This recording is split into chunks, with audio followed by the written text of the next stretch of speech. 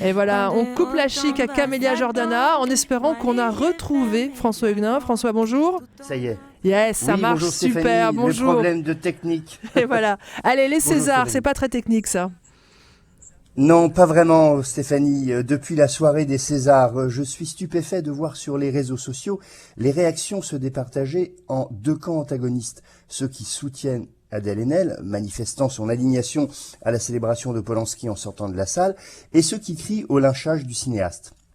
Alors d'abord, je rappelle à nos auditeurs que je ne suis pas de ceux qui ont appelé au boycott de son dernier film, consacré à l'affaire Dreyfus, film au demeurant assez académique, mais rappelant opportunément les ravages de l'antisémitisme. J'en ai même parlé à ce micro, vous en êtes témoin Stéphanie. Mais la question des Césars est tout autre. Il s'agit en effet d'une autocélébration de la profession du cinéma. Ce n'est pas le verdict du public dont il s'agit, le public qui va voir les films qu'il veut, ni de celui de la critique qui juge l'œuvre. En l'occurrence, pour les Césars, la famille du cinéma français organise une fête, genre nouveau riche, où tout le monde se congratule et se célèbre, non sur des critères artistiques, mais en fonction d'un algorithme inconnu qui est un mix entre célébrité, renvoi d'ascenseur et politique interne.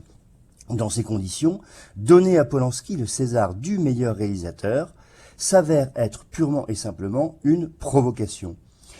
Ce qui m'a le plus frappé, Stéphanie, est que ceux qui ont choisi de célébrer Polanski n'ont pas pris garde au fait que dans l'assistance dressée sur son 31, il y avait des femmes qui ont subi des agressions sexuelles, des actrices, mais aussi tout autour des hôtesses qui ont vu Adèle Haenel sortir sans pouvoir l'applaudir, et des serveuses versant du champagne à Fanny Ardant, minaudant son amour pour Polanski.